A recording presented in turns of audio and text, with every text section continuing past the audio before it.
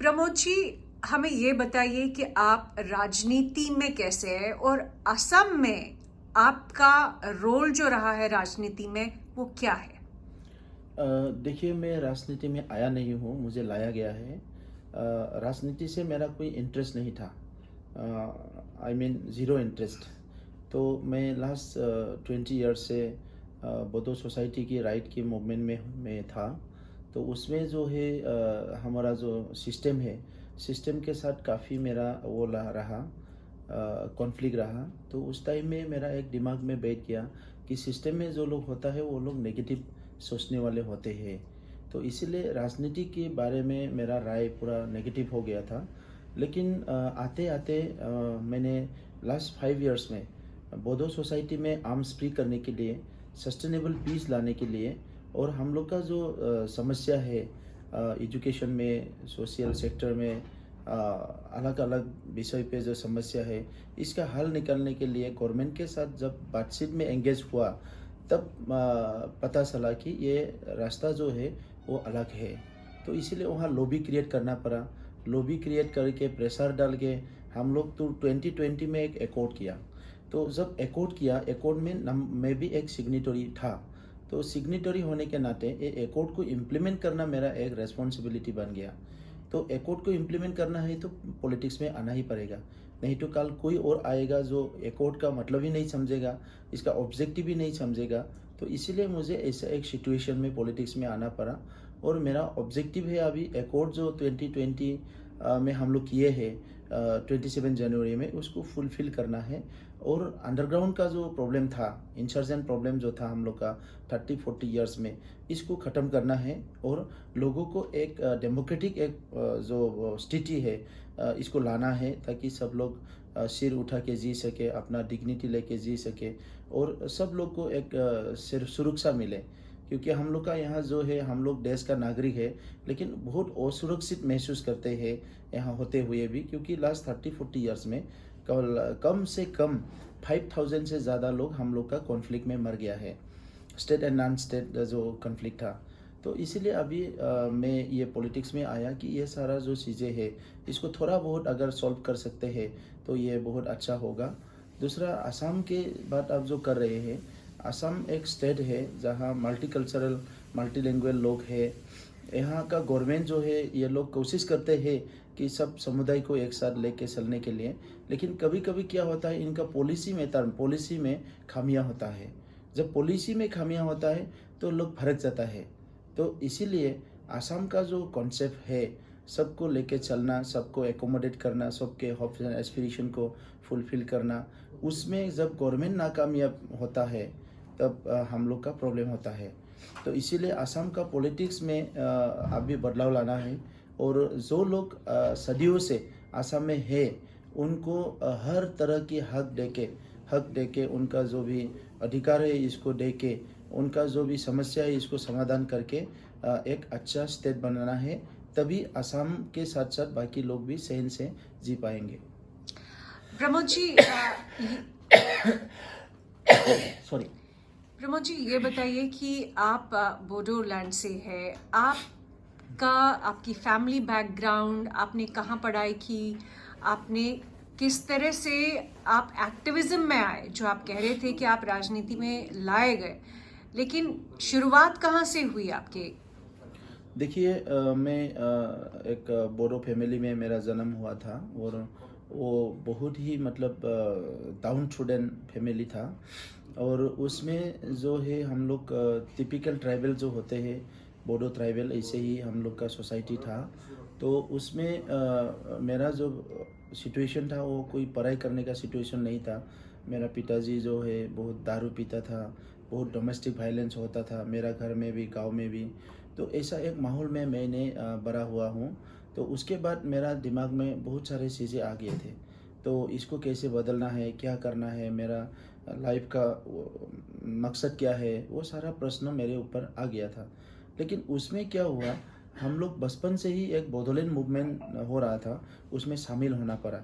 1987 से बोडोलैंड सेपरेटिस्ट के लिए मूवमेंट हो रहा था, उसमें हम लोग भी बचपन से ही शामिल हो गया। तो हम लोग को ज़्यादा सोचने का मौका नहीं मिलता था, तो मूवमेंट होता था वहाँ जाता था, तो ऐसे ही हम लोग का समय बीत गया।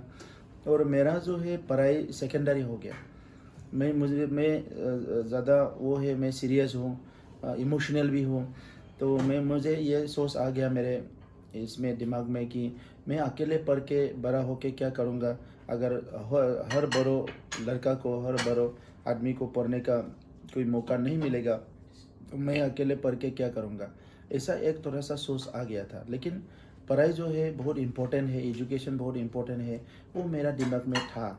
तो इसीलिए ऑर्गेनाइजेशन में काम करते करते भी मैं थोड़ा बहुत पढ़ने के लिए कोशिश किया, मैं थोड़ा सा ज्ञान लेने के लिए कोशिश किया। और जाते जाते हम लोग का जो हो गया कि मैं लास्ट 18 ईयर्स हो गया, हम लोग का बोडोलैंड टेरिटोरियल काउंसिल बना था 2003 में। उसके बाद बहुत ज़्यादा हम लोग का फेट्रिसाइडल किलिंग हो गया सन 8, 9, 10 में। तब मैं central committee all Bodo student union के वाइस प्रेसिडेंट था। तब मेरा बहुत प्रश्न आ गया कि अगर मेरे आंखों के सामने इतने लोगों को मार रहा है, इसको अगर मैं कुछ नहीं कर सकता हूँ, तो मैं ना संस्था में रहना मेरा कोई मतलब बनता है, ना ये सोसाइटी का मेंबर होने का कोई मतलब होता है। तो इसीलिए मैंने 2009 में संकल्प लिया कि बोडो सोसाइटी को एक ना एक दिन आर्म्स फ्री करना होगा। तो उसी विषय पे लग गया, सेपरेटिस्ट का मूवमेंट, सब जाति जनजाति को एक साथ करना, और तीसरा जो है हम लोग का जो है आर्म्स फ्री करना, कि वायलेंस नहीं करना है, कॉन्फ्लिक्ट्स नहीं करना है। तो जाते 27 जनवरी में एक गवर्नमेंट ऑफ इंडिया, गवर्नमेंट के आसाम के एक एकॉर्ड हो गया, और उसमें जितना भी हम लोग का उग्रवादी था, एक साथ सब लोग सरेंडर कर दिया। तो ये हम लोग का लिए बहुत बड़ा एक अचीवमेंट है। तो क्या आप ये कहेंगे कि अभी जो बोडो एरियाज है वो वायलेंस फ्री है, टेरर फ्री है, और वहाँ आज की डेट में कोई इंसर्जेंसी का प्रॉब्लम नहीं है? वो तो 2020 जनवरी से एकॉर्ड करने के बाद बहुत बदल गया था। कोकराझार में लोग जाने के लिए डरते थे, अभी कोकराझार में लोग जा सकते हैं, दिन रात घूम सकते हैं। तो बहुत बदलाव आ गया था। ऑफ लेट क्या हुआ कि एक छोटा सा ग्रुप फिर से उग्रवाद शुरू किया, और उनका जो ऑब्जेक्टिव या इनका जो रीजन बिहाइंड है, उसको हम लोग को लगा कि ये पॉलिटिकल है। क्योंकि जन्म लेने के नेक्स्ट डे ये लोग क्या किया, बीजेपी को मतलब क्रिटिसाइज करना शुरू किया। तो पहले हम लोग देखा था कि कोई अंडरग्राउंड टीम आता है, उनका होता है कि लैंड इशू, सेपरेटेड इशू, ये इशू वो इशू करके करता है। अभी एक छोटा सा टीम आ गया, उनका डायरेक्ट काउंटर विथ बीजेपी। तो इसमें मेरा कहना ये है कि अभी भी हम लोग 100% पीसफुल नहीं है, 100% हम लोग जो है आर्म्स फ्री नहीं है। तो गवर्नमेंट ने काफ़ी आर्म्स रिकवर किया ये 2 महीने में। हम लोग पूरा गवर्नमेंट को प्रेशर दिया कि सारे के सारे जो है इलीगल वेपन निकालो और लोगों को आप सुरक्षा दे दो। तो ऐसा एक राय हम लोग का था, और ऐसा एक मांग हम लोग का था। तो उसकी वजह से हो या कोई और पॉलिसीज हो कि अभी जो है सब लोग शांत है, सब लोग को मैनेज करने के लिए कोशिश कर रहे हैं। और मुझे लगता है कि हमारा गवर्नमेंट 5 साल में ये कर पाएंगे, ये पीस लाने का काम, सिक्योरिटी लाने का काम, और सब जाति जनजाति सब समुदाय मिलके एक साथ रहने का जो माहौल बनना है वो माहौल बन पाएंगे, मुझे ये यकीन है। जब से आप चीफ एग्जीक्यूटिव मेंबर बने हैं बीटीआर के, तब से अभी तक बताइए कि क्या खास आपने चेंज लाई है, और आने वाले दिनों में आप बीटीआर में क्या अकम्प्लिश करने वाले हैं? देखिए, हम लोग का 2 महीने ही हुआ। ये 2 महीने में हम लोग का प्रॉमिस था कि 3 महीने के अंदर लोगों को ज़मीन का जो है पोजीशन देना।